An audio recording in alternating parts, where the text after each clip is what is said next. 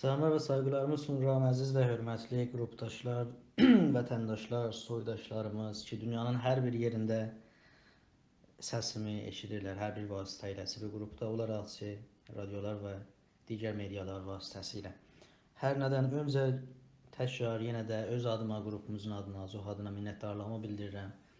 Gün Azərbaycan Səsi qrupunun əməkdaşlarına, ədminlərinə, başda Araz bəy olaraq bu fürsəti bizə yaratdıqları üçün və bu imkanı bizə verdikləri üçün ki, eləyə bilək fikirlərimizi millətimizlə paylaşıb və millətimizlə bilavasitə, vasitəsiz söhbət edib, danışaq. Aya İran rejimi, yəni indiki İran İslam adı altında çalışan hökumət, Cumhuri İslami İran özü-özünə adını qoyubdur. Aya bu biz türklərin özəlliklə və genəldə qeyri-fars millətlərin düşmanıdır İran içində, yaxud yox, deyildir. Aya həm bu hakimiyyət, həm keçmiş rejim, yəni Pəhləvi rejimi özəlliklə biz türklərə və genəldə İranda olan qeyri-farslara düşmancasına davranıbdır, yoxsa yox, çox belə hərzə gülü bülbüllüqdür. Buradan yola çıxa bilərik. Ancaq bunun izahatına gəldiyimizdə mən təxmin edirəm, təbii ki, burada olan 2000-dən çox insan vardılar. Bunları mən təxmin edirəm ki, bir çox şəxsmi, bəlkə hamısı bu vaqiyyətə varıb və çatıblar ki, İran hakimiyyətləri, İran rejimləri, Pəhləvisi olsun ki, 30 min nəfər insanı fəqət bir neçə gün içində qətlam etdi bizlərdən. Yaxud bu rejim olsun ki, 40 ilə yaxındır öz yazdığı anayasasını bizə icra etmir. Bunların bizə qarşı olan düşmançılığı və bunların ərz etdim xidmətinizə türklərlə olan özəlliklə düşmançılığı ortadadır. Yəni sanmıram bir nəfər qrupda olsun, genəldə ərz edirəm ki, buna inanmasın, yəni bununla müxalif olsun. Yəni çönüb desin ki, İran hakimiyyəti çox yaxşı bir rejimdir, yəni bu rejim çox gözəl bir rejimdir, bizim haqlarımızın hamısı da verilir, çox da gözəlcəsinə yaşayırıq, heç bir sorun da yoxdur ortada və elə bu şəkildə də davam edə bilərik. Əgər belə bir şəxs vardırsa, təbii o öz bir ayrı qonu olur ki, biz gələ huruf əlifbanı demişkən əlifindən başlayaq ki, çataq ki, hardayıq, necə yaşayırıq, nə cür yaşayırıq. Amma bu qonuya, bu suala gəldiyimizdə ki, aya İranda misal üçün qeyri-farslara düşmançılıq var ya yox? Əgər birinə bu sual ola bilsə, yaxud sual olsa ki, yox. Əgər də vardırsa qeyri-əmdidir. İndi əldən çıxıb da, nəsə olubdur, elə belə bizə də olubdur. İndi elə ittifaqı halətdə fəqət elə qeyri-farslara zülm olur. Buna da saatlarca danışmaq ola bilər. Ancaq neçə nə balaca sualla belə bu suala cavab vermək ola bilər. Əgər görübsünüz indiyə qədər İran mediasında, İranın qazetələrində, İranın hər bir yerində də nə haranı tutsaz, farslara tohin ola. Əgər görübsünüz misal üçün farslara, ya farsların dillərinə bizə olan ihanətlər olmuş olar. Ay görübsünüz bir farsın əlinə fırça verələr, tualet fırçası verələr, deyələr ki, dişləri yuyur. Ay görmüşük ki, farsların da məsələn uşaqlarının, yeni doğulan uşaqlarına istəyirik ad seçək də. Ay görmüşük ki, misal üçün farslara da deyələr ki, yox, siz bu adları seçə bilməzsiniz. Çünki bu adlar çox farsidir. Yox, görə bilmərik.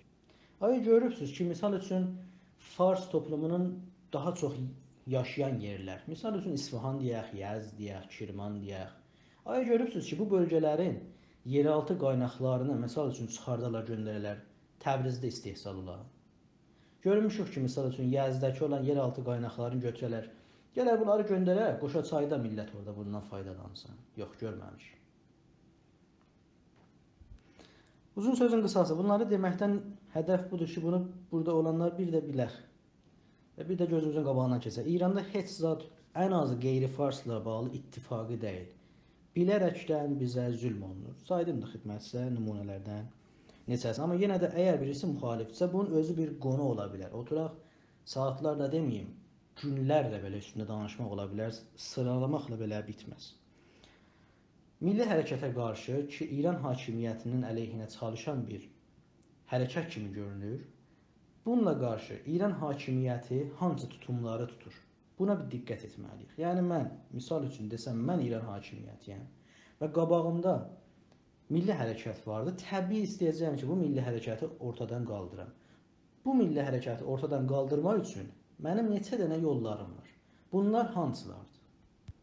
Bir çox diktatorlar, İran da rejimi də onunla daxil, ona qarşı olan hərəkətlərdə 3 dənə, genəldə 3 dənə tutum tutarlar. Birincisi, onu boykot edərlər. Yəni deyirlər ki, kökündən belə bir müşkil yoxdur. Amma təbii olaraq, çünki sorun ortadadır və bu sorun çözülmür. Getdikcə millətin hərəkəti güclənəcək. Bu nümunədə biz özümüzü deyək, milli hərəkət qoy deyim. Mən elə xüsusi danışım, xas danışım.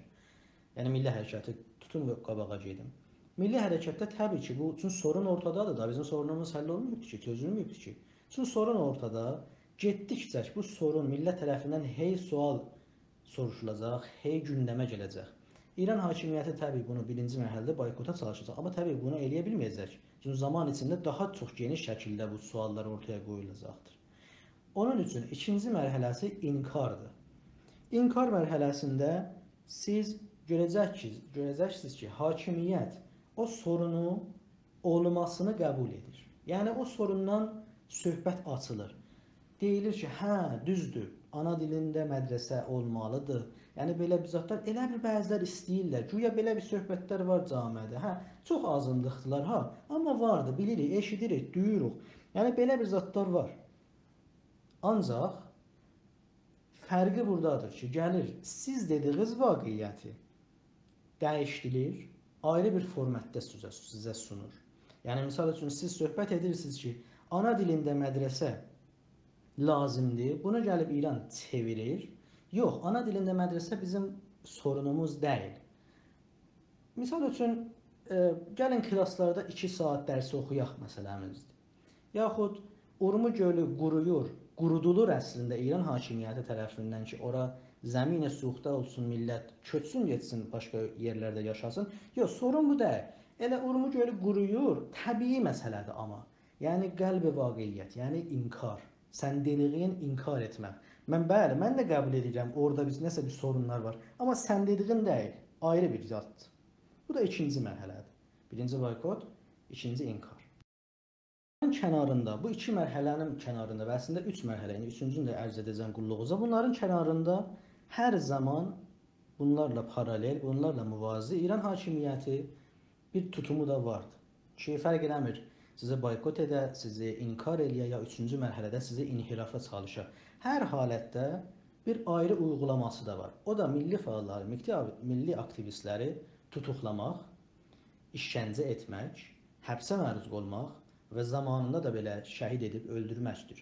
Yəni bu yol ki var, bu uygulama, yəni həbslərə məruz qoymaq, işgəncə etmək, zindanlara salmaq və sonra şəhid edib öldürmək, bu hər zaman var. Bütün mərhələlərdə var. Yəni bu özəl bir mərhələ sayılmaz ki, deyək. Misal üçün boykotdan sonra bunu edir, yaxud inkardan sonra ya inhirafdan sonra. Bu hər zaman var və biz buna da şahidik. Çox klassik şəkildə, çox bəlkə kitablara qeyd alına biləcək qədər klassik şəkildə İran rejimi milli hərəkətlə savaşmağını ortaya qoymuşdur. Ancaq bildik, boykotdur, ikincisi inkardır və bunların kənarında hər zaman bizi tutsaq və tutuqlamalar vardır. Amma üçüncü mərhələ və ən qorxunc mərhələ hansı mərhələdir? Üçüncü mərhələdə ki, İran rejimi görübdür milli hərəkəti və bu istəkləri və bu doğal haqların dilə gətirilməsini boykot edə bilmir və sonra onları inkar etməyə çalışıb, inkarın da eləyə bilmir, öhdəsindən gəlsin və illər boyu milli aktivistləri tutsaq edib, şəhid edib, zindana məruz qoyubdur. Yenə də bu vasitə ilə də milli hərəkətin qabağını sustura bilmir. Nəhayətdə üçüncü mərhələ və son mərhələ olur. Bu mərhələ inhiraf mərhələsidir. Bu mərhələdə siz buna şahid olursunuz ki, İran rejimi milli hərəkətin gücünü bilərək, bu vaqiyyəti qəbul edərək ki, mən artıq bu hərəkətin önün kəsə bilmərəm, gəlir bu hərəkəti yolundan caydırmağa çalışır. Siz böyük bir axar suyu fərz edin, böyük bir sel kimi gələn suyu fərz edin ki, dağdan aşıb gəlir. Siz birincisi bu suyun qabağını kəsmək istəyirsiniz. Fərqli vasitələrlə.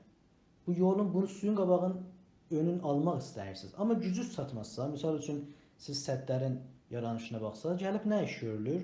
Bunları bir müvazi şəbəkələr yaradılır torpaq üstündə və bu gələn axar su yolu dəyişilir. Önü kəsilmir. Yəni o suyun içində olan misal deyək də mulkullar deyək ki, bizlərik misal üçün milli hərəkətin içində o su özü bilmir ki, məqsədindən cayıb bəlkə. O suyun içində olan bir çox moleküllər bəlkə bilmirlər ki, məqsədlərindən cayıblar. Onların gözündə onlar hələ də hərəkətdədirlər. Onların gözündə onlar hələ də mübarizədədirlər. Amma yollarından cayıblar və onun fərqində deyillər.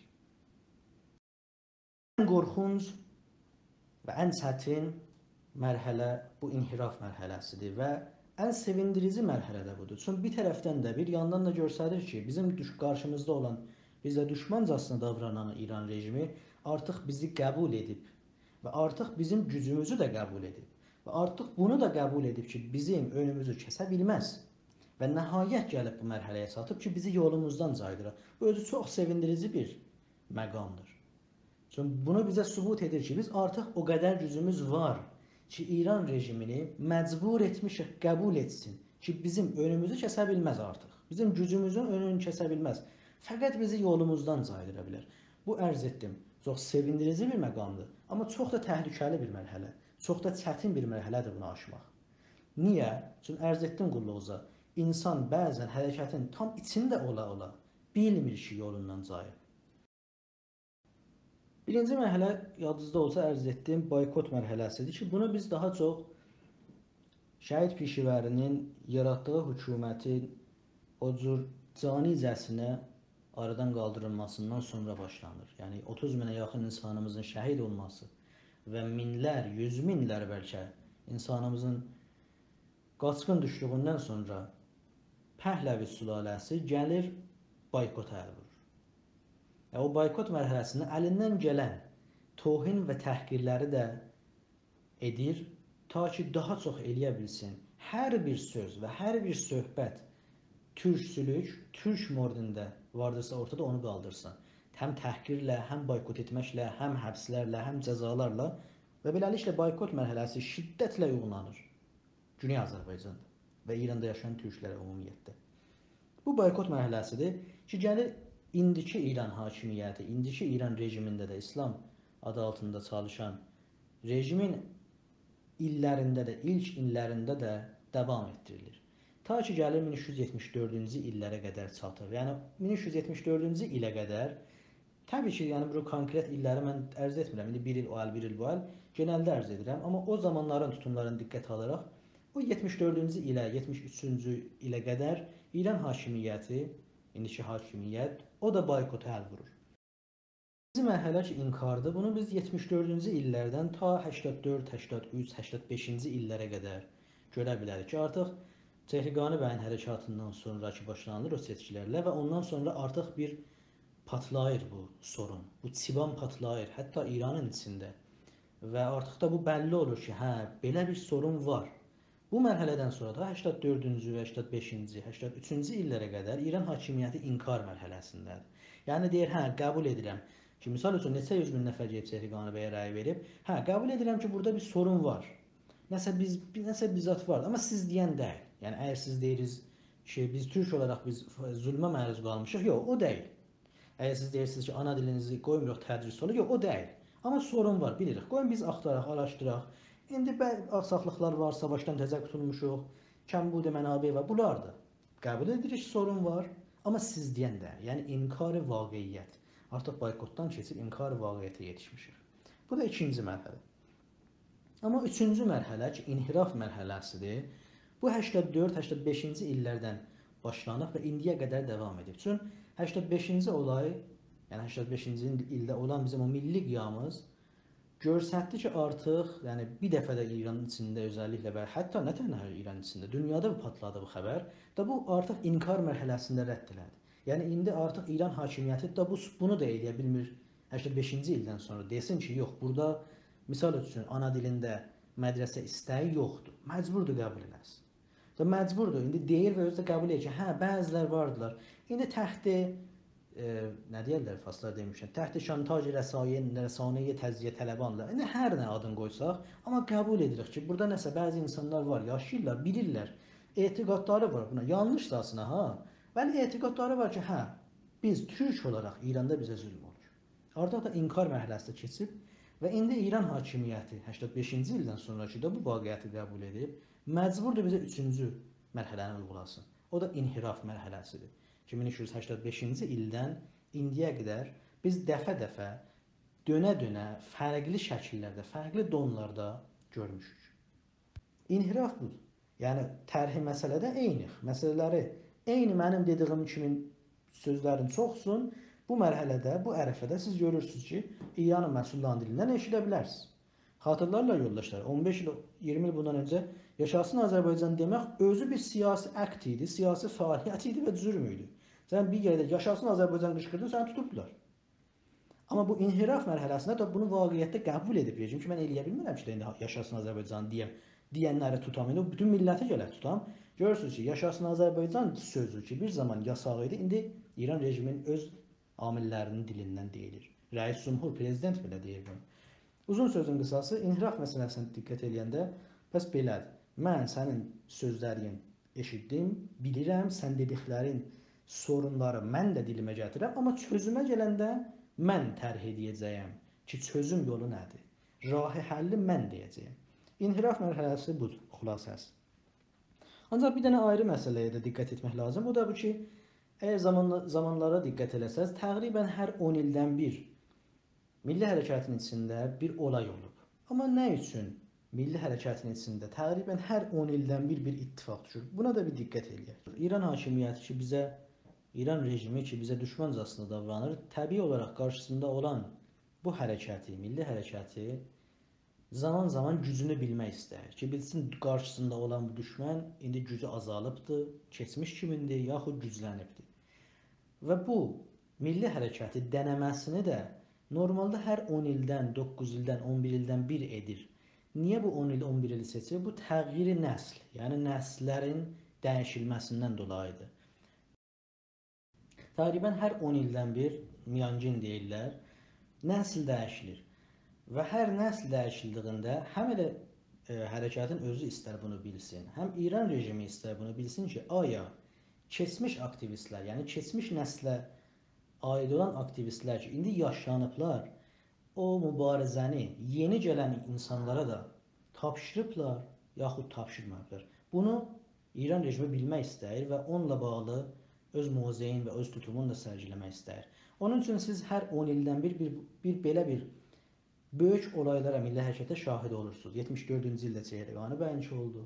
85-ci ildə o milli qiyamımız oldu. Yəni bilərəkdən 74-cü il deyəndə mən hələ Çehriqani bəydən öncə öğrenci hərəkatının yaranış, yəni günün, öğrenci gününün qeyd olunmasını deyirəm ki, Tehranda o alçaq şəkildə o porsişnamə paylaşıldı. Yəni böyük bir tohin olur İran hakimiyyəti tərəfindən bilərəkdən ki, qarşısında olan hərəkət, yəni milli hərəkətin görə nə qədər gücü var.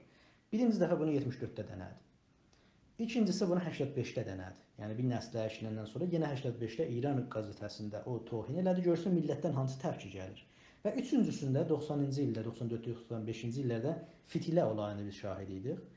Və ondan sonra da tərhini o, özəlliklə Fitilədə yenə də bir böyük bir tohin elədi ki, görsün qarşısında olan milli hərəkət nə qədər gücə sahibdir. Artıq bu mübarizə nəsildən nəslə davam tapıb, yoxsa yox, elə bitib, qutulub gedib. Bu 10 ildən 10 ilə olan milli hərəkətdə olaylar da bundan dolayıdır ki, istədim yəni bunu da qulluğuza. Bu arada bilməyimiz buna da yaxşı ola bilər və artıq daha da sevindirici bir məqam yaranılır biləmizə ki, bilək, biz bu mübarizəmizi illər boyu nəsildən nəslə intiqalı verib, gətirib buraya çatdırmışıq. Bunu rəqəm, amar və olaylar da hətta bizə sübut etdirir. Hər nəsl dəyişikliğində biz yeni böyük bir olaya şahid olmuşuq və özü bu göstərir ki, biz hərəkətimizi gəlib buraya çatdıra bilmişik. Konumuza döndüyümüzdə inhiraf mərhələsini bölünlərim daha çox ətraflı şəkildə danışıb diqqət almaq istəyirik. İnhiraf mərhələsinə gəldiyimizdə mən qulluğunuza ərz etdim ki, 84-cü ildə özəlliklə 84-cü illərdən etibarən bu inhiraf mərhələsi daha çox uyğulanıb milli hərəkətə qarşı. 84-cü ildə Mehri Əlizadə gəldi demokrasiya adı ilə. İran hakimiyyəti artıq bilirdi ki, da bu hərəkətin qabağını kəsmək çox çətindir biləsinə və gəlib Mehri Əlizadəni bir türk olaraq aday yazdırdı prezident seçkilərinə və Mehdi Əlizadənin də ən başda gedən şüarlarından birisində elə bir ehqaq hüquqi qavmi filan ana dili bunları təyin etdirdi. Və elə bu vasitə ilə də Mehdi Əlizadə Güney Azərbaycan şəhərlərində birinci səsi qazandı o zaman da. Bir halda ki son oldu sıralamada prezident seçkilərində, amma Güney Azərbaycanda birinci səsi qazandı. Birinci inhiraf oradan idi ki, yəni inhirafa çalışmaq çabası İran rejimindən bu idi ki, bunu göstərsin ki, mən demokrasi altında, demokrasi adı altında sizin haqlarınızı verməyə çalışıram və istəyirəm. O zaman çoxları şayət təəccüb edici gələrdi ki, bax, bizim rejimdən bir nəfər çıxıbdı, bizim istəklərimizi dilə gətirir. Bu vaqiyyətdir, görüntü budur. Bizim sorunlarımız İran amillərinin dili ilə deyilir. Ancaq buna diqqət etməliyik. Biz inhiraf mərhələsindəyik. Artıq rejim məcburdur bu işi görsün. Çünki istəyir ki, onun amilləri bizim sorunlarımızı dillərinə gətirsinlər ki, kütləni özlərinə inandırsınlar və sonra o insanlar gəlib desinlər, indi mən sizə çözüm yolu qoyacağam. Misal üçün, Mehdi Əlizadənin qoyduğu çözüm yolu bu ki, mən islah tələbim ki, islah tələblərlə bir olaq, haqqınızı verin, demokrasi ilə. 88-ci ta 92-ci ilə qədər artıq Əhmədinəcadın özü də bu projeye girir və o zamanlar xatırlasaz, diqqətinizdə olsaz, bəzi əzib-qərib kəlmələrə şahid olur. Hüviyyət tələb, hüviyyət xah. Bunlar hüviyyətlərin tələb edirlər. Bunlar xahanə hüviyyətlərdirlər. Belə alçadıcı, yəni alçaq əsasında yaranan şəkillərlə, hüviyyətini xahlıq nə mən hüviyyətim var, mən hüviyyətimi tələb eləmirəm səndən. Bilərəkdən bu kəlmələr yaxud İranın şimali projesi ki, siz elə düz deyirsiniz, biz elə Azəriyik, gələk, birləşək, bu həm olaq, bir olaq, amma gəlin Quzey Azərbaycanı yapışdıraq İrana. İranın şimalını qaytaraq öz vətənimizə, vilayət altında yaşayaq. Ya elə o zamanlar da bəzi usulgərlərin əli ilə yaradılan və ortaya atılan söhbətlər ki, elə Xamenei özü də türkdür, biz elə İranıq, İran bizimdir, biz İran altında, adı altında və biz vilayət adı altında çalışmalıyıq. Bu da usulgərlərin o zaman ortaya qoyulan bir çözüm yollardan birisiydi bu inhiraf mərhələsində ki, gəlin Xameneiyə namə yazaq, Xameneiyə yaltaqlıq eləyək, ağaya deyək, ağa əmr eləsin, ağa desə düzələr hər. Bu da bu 88-dən ta 92-ci illərə qədər. 92-ci illərdən bu ruhani gəlir. Yenə islah tələbi, qoftmanı quya, söyləmi ortaya atılır və bu illərdə də İran hakimiyyəti artıq təzədən fərmanı döndərir. Neçə ildən neçə ilə bu fərman çönür də o əldən bu ələ. İndi fərmanı döndərir bu tərəfə və gəlir islah tələblər yenə də adı altında, ruhani adı altında. Elə biz ilə islah tələb olmalıyıq. Əlbəttə islah tələb də olmayaq. Gəlin biz ədalətxah olaq. İslah tələblər də bilirik, yaxşı adam deyirlər. Yəni ədalətxah olaq. Necə olaq? Ruhani döneminde qoftmanlara, siz söyləmlərə, danışıqlara baxsaq, həssasiyyət yaratmayaq. Elə biz həssasiyyət yaratmışıq ki, bizim haqlarımızı vermirlər. Gələn həssasiyyət züdayə eləyək, söhbət eləməyək, yavaş danışaq, yumuşaq danışaq, mədəni fəaliyyət eləyək, elə qanun içində çalışaq. Qoyaq ki, öz işlərini görsünlər, istəyirlər bunlar işlərini görsünlər, amma çünki bizdən qorxurlar, deyirlər, amandır, bunların istəyini versək, bunlar təciziyə eləyəcəklər. O üçün gəlin biz təciziyə falan bunlardan danışmayaq, biraz ortam yumuşalsın, bizim istəklərimizi verərlər. Və bu doğrultuda görürsünüz, fraksiyonu Türkçəbanan, nə bilim, üniversitelərdə amuziş zəbanı Türkiyə, Azərbaycanı ki, onun da kitabı çıxdı, bir bərbad bir kitabdır. Yəni faciə həddində olan bir kurslardır ki, qoyub üniversitelərdə.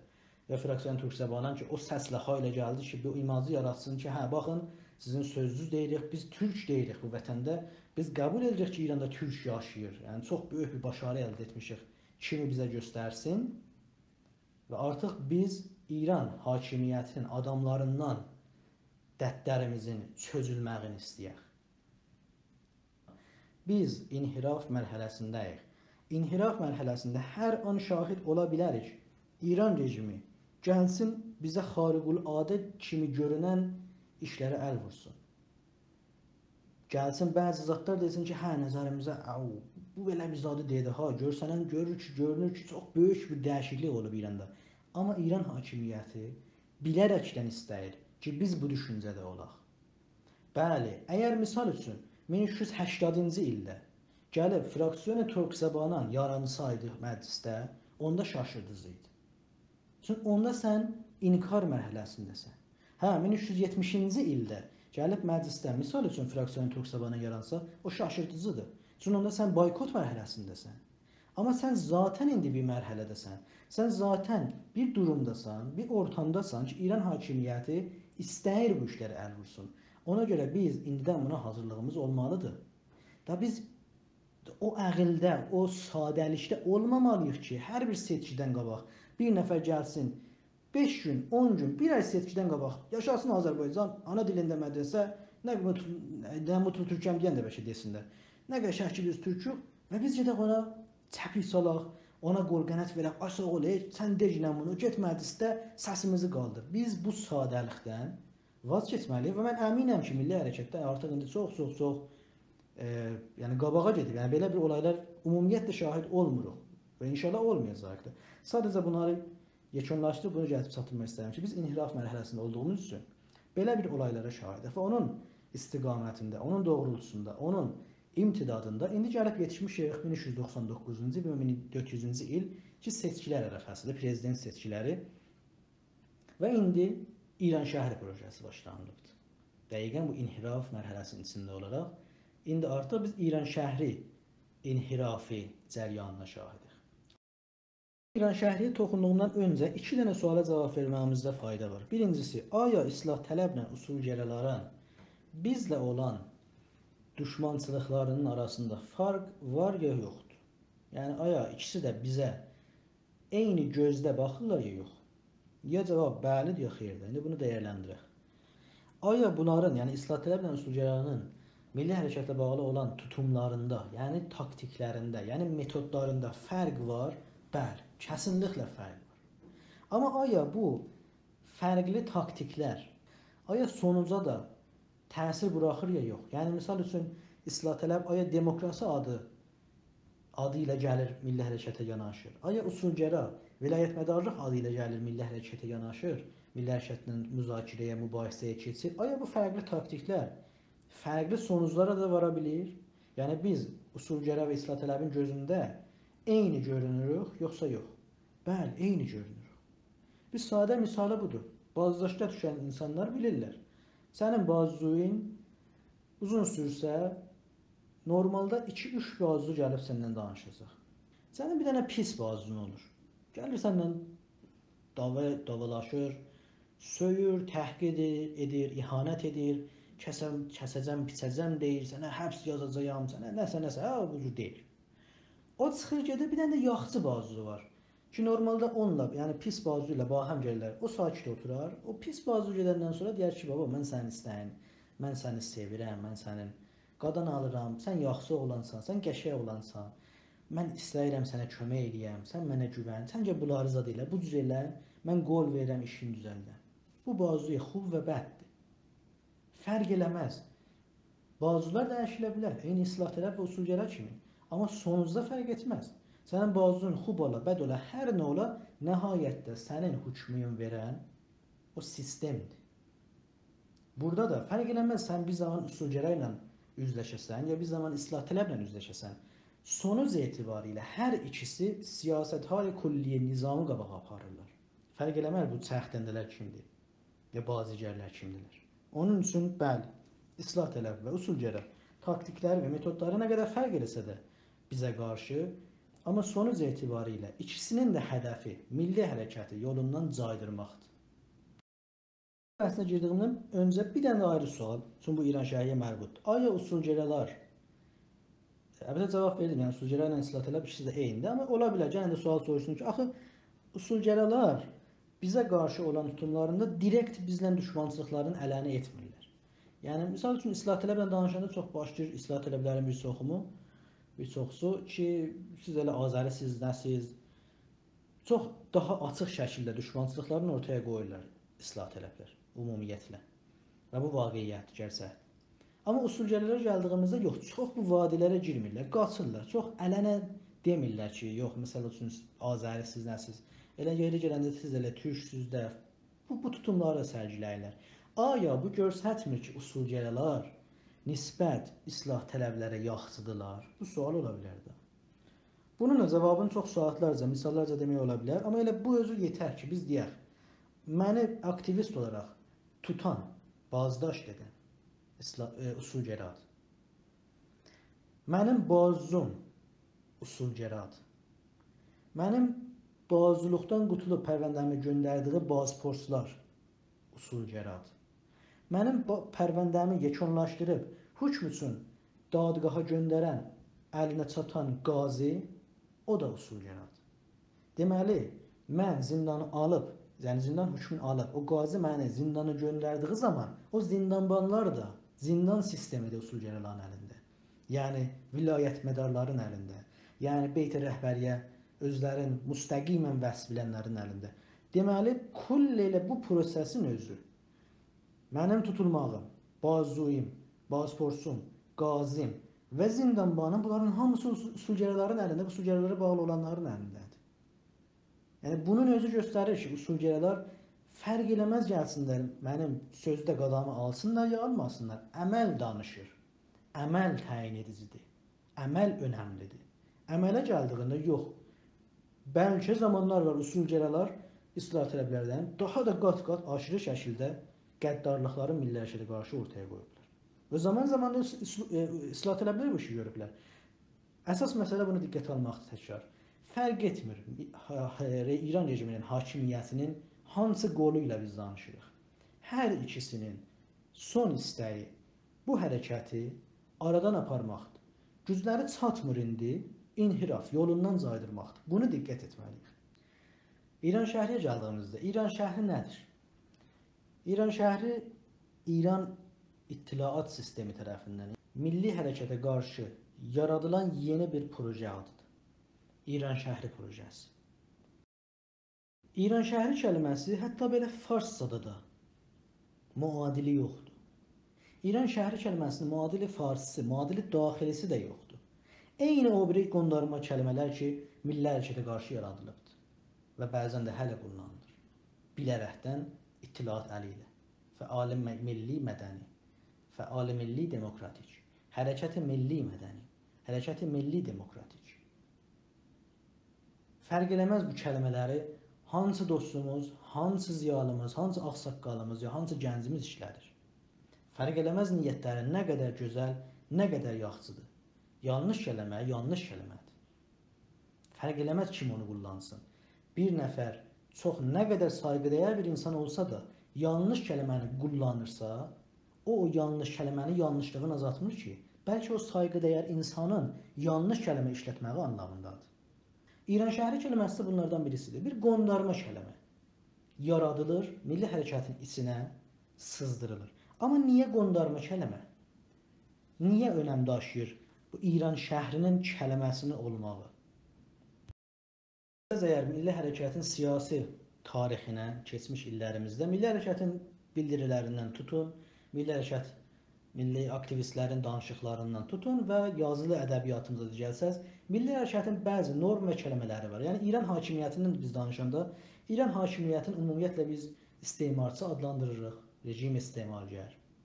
İran hakimiyyətin hamısı da haqlı da, terminolojik, hamısı teorik açıdan hamısı haqlıdır. Haqlı olaraq İrana biz rejim istemargər deyirik danışıqlarımızda. Haqlı olaraq biz İran rejiminə rasist deyirik. Haqlı olaraq biz İran rejiminə nicatpərəst deyirik. Haqlı olaraq biz İran rejiminə faşist deyirik. Haqlı olaraq biz İran rejiminə bəzən hətta işğalgər deyirik. Sən müxatəbin İran rejimidir. Yəni sən bir kəlmə cümlə işlədirsən, İran rejimi də var, hədəfin bəllidir. İran rejiminin sifəti də var. Yəni sifət də var, mövsuf da var.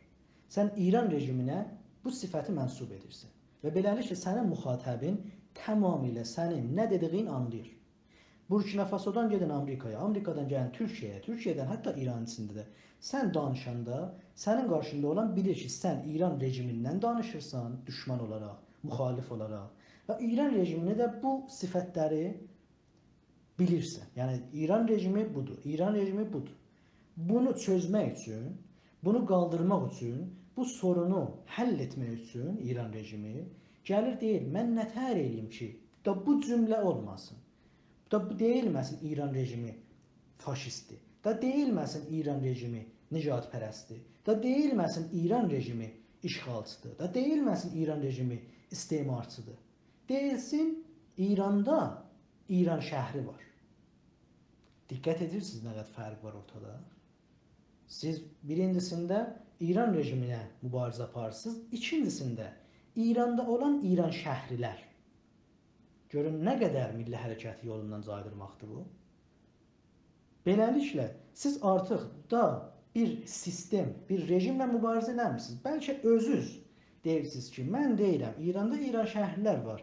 Yəni nə? Yəni İranda bir iddə insanlar var, kötü insanlar var, pis insanlar var ki, bunlar sistemə nüfuz ediblər.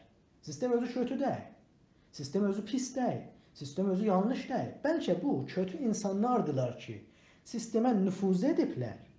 Və beləliklə biz o kötü insanları həsv etsək, sistemdən alsaq, sistem yenə də davam edəcək qəşənglikcə də. Hədəf budur. Hədəf budur desin, sistem qəşəng idi. Çalışırdı, ta ki bir iddə nüfuzlər gəldi, girdi bu sistemin içinə. İndi gələk bu nüfuzləri biz alaq, onda sistem qəşəng işləyəcək. Pəs siz sistemlə, yəni rejimlə müşkiliz olmasın ki, çünki sistem qəşəngdir. Bəlkə İran şəhrilərlə sizə müşkiliz olsun. Çünki onlardılar ki, hətta sistemi də körgüblər. Tablo qəşəng çizilir və gözünüzün önündədir. Yəni biz artıq sistematik mübarizədən gəlib yetişmişik bir yerə ki, deməyək İranda bunlar var. Deyək, bəzi şəxslər var İranda nijadpərəstdir. Bəzi şəxslər var ki, faşistdir. Bəzi şəxslər var ki, giriblər bəzi hökumətin orqanlarına və istəyirlər istemarkarlıq eləyərlər. Bəzi şəxslər var, giriblər sistemin içinə qoymurlar ana dilimiz tədris ola. Yoxsa sistem qəşəngdir. İran şəhərlər pisdir. Və beləliklə sonra da sizə çözüm yolu qoyur proje İran şəhəri. Deyir, nə edək? Onda gəlin, dəstər-dəstə həm əl-ələ verək.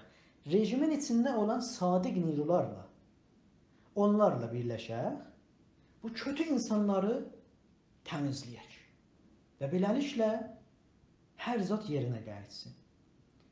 Bunun kənarında, bəlkə daha bunu yerində oturtsunlar beyinlərdə, gəlib ailəsinin kənarında deyirlər ki, ağa elə İran yenə də türklərindir, İran bizimdir, elə biz yaxçıyıq özümüz, elə İranı niyə əldən verək, hamımız elə vilayət çətrinin altında gedək, baxın elə rəhbərdir, özü türkdür, baxın bizim düşmanlarımız bir iddə islah tələblərdir, təba-təbayını da ələm edirlər, yəni lazım olmayan qədər şişildirlər, elə Təba-Təbayev onun nöçələridir, Təba-Təbayev bizim düşmənimizdir, Təba-Təbayevə inananlar bizim düşmənimizdir ki, ümumiyyət islah tələblərdilər. Ya da bir iddə xaricdə oturanlardılar da, səltənətlər, tələblər filanlar. Baxın, bunlardırmış ki. Bunlardılar ki, hər zadı qatıblar. A millət, rejim deyir, nizam deyir. Nizam-ı vilayətmədar çox gözəl şəkildə istəyir haqlarımızı versin, amma bu naməssəblər qoymurlar. Uzun sözün qısası. Sözün uzatmaq istəmirəm o qədər. İran şəhri kəlməsi, yəni bu adda, bu rəmz adı altında çalışan proje bir inhirafi projədir. Neçə ay bundan qabaq toxumun səpiblər, indi yavaş-yavaş başlayıb cəvanə verməyə, çiçəklənməyə. Və bunun da son hədəfi gedib çatmağı da seçkilərdir. Prezident seçkiləri və şura seçkiləri. Və orada bu daha özünü göstərəcək. Yəni bu zəmin yaradılır ki, o zaman indi bir usulgərayı, ehtimalən nizami paltarı olan, ehtimalən türk kökənli olan birisini milli hərəkətə adıyla dəstəkləsinlər. Deyəsin, baxın, prezident adayıdır, türkdür, özü də vilayətmədardır, usul islah tələblərə bağlı deyil, Təba-Təbayeni də pisləyir, özü də deyir, mən türkəm. Gəlin elə bunun əli ilə başlayaq sistemi təmizlətdirək. Bu gedir oraya çatır və onun kənarında şuranın da təzədən milləti sandıqlar başına çəkməsinə indidən qoyulan bir plandır. İran şəhri budur. Yekonu. Əziz və dəyərli yoldaşlar, çox bağışlayın ki, bu qədər bəlkə uzun çəkdi bu mübahisə. Çünki çox önəm daşıyan, çox önəmli və çox kritik bir məsələdir. İran şəhri kəlməsini qullanmaq bu projeye fayda verməkdir. Məgərin ki, biz ki indi bildik İran şəhəri projesi nədir? Məgərin ki, biz də bu düşmanın topu atıp ha bizim meydanımıza, biz də topu ataq onun meydanına. Yəni İran şəhəri kəlməsini işlədirəmsə də onun kənarında açıqlamasında deyəm ki, bu işlədilən kəlmə əslində milli hərəkəti yolu caydırmaq üçündür. Milli hərəkəti mübarizəsini munhərif etmək üçündür. Əslində, yəni deyəm ki, İran şəhəri yaranıbdır ki, bizim sistematik mübarizəmizi, İran rejiminə qarşı olan mübarizəmizi məhdudlaşdırsın 5-10 nəfərə. İran rejimi bizim haqlarımızı əlimizdən alan bir sistemdir. Sistematik şəkildə iki qolu var, usulgərə islah tələb. Hər birisini zaman zaman faydalanıb milli hərəkətə qarşı bunların islah tələb qolunun altında şaxələrinin birisi İran şəhrilər deyə bilərsiniz, bəli. Ancaq bizim düşmanımızın hamısı İran şəhri deyil. Bizim düşmanımız, yəni biz də istəmiyoruz ki, düşmanımız olsun. O istər bizdə düşmanca davransın, biz də ondan da düşmanca davrandıq. Bizə düşmanca davranan İran rejimidir bizim haqlarımızı əlimizdən alan, siyasi istibdad yaranan. İran rejimidir bizim yeraltı qaynaqlarımızı alan, bizi sömürgəçiliyə, istimara məruz qalan. İran rejimidir bizim torpaqlarımızı dolayısıyla hətta işğal edən, ana dilimizi əlimizdə alan. Bu sistemdir bizi rasizmə, yəni bizim nicatpərəstliyə məruz qoyan. Bu sistemdir. İran rejimi. Toparlayıb yekunlaşdırım, əziz və dəyərli yoldaşlar. İran şəhəri məsələsinin nə olduğunu çalışdım ki, qulluğunuza çatdıram. Nəhayətdə bu görəcəksiniz ki, prezident seçkilərində, yəni təxminən 5 ay sonra özünü daha açıq şəkildə göstərəcək və təsəvvür edirəm şəxsən də ki, 2 ay sonra bu daha gündəmə çıxsın bu məsələ ki, hə biz elə bir dənə yaxşı prezidentimiz olsa ki, usulgərələrə bağlı ola, ki, vilayət mədar ola, ki, türk ola, ki, türkçülükdən də bəzən hətta olsa danışa, ki, islah tələbləri pisləyə, ki, səltənət tələbləri xaricdə olanları pisləyə, o elə yaxşı olar, bizim haqlarımızı da verir. Buna şahid olacaq. Məgərin ki, milli hərəkətdən çox gözəl bir təpki gəlsin və onların önü kəssin. Uzun sözün qısası, dəyərli yoldaşlar, ümid edirəm ki, sözlərimi eləyə bilmişəm, qulluğunuza çatdıram. Amma bizim yolumuz və çıxış yolumuz hər zamanki kimi milli mübarizəmizdir. Milli mübarizəmizdə keçən həftə danışdıq ki, biz nasionalistik, millətçiyik. Biz millətçi olaraq mübarizəmizə davam verməliyik. İndi bunu rejim gəlsin, hər zaman istəsin yolundan caydırsın, fərqli adlar qoysun. Bəzən desin mədənisiz, qeyri-mədənisiz, bəzən desin demokratiksiz, qeyri-demokratiksiz, fərq eləməz. Biz milli fəalıq, millətçi adı altında çalışırıq, millətçi olaraq çalışırıq, milli hərəkət adı altında da davam edirik.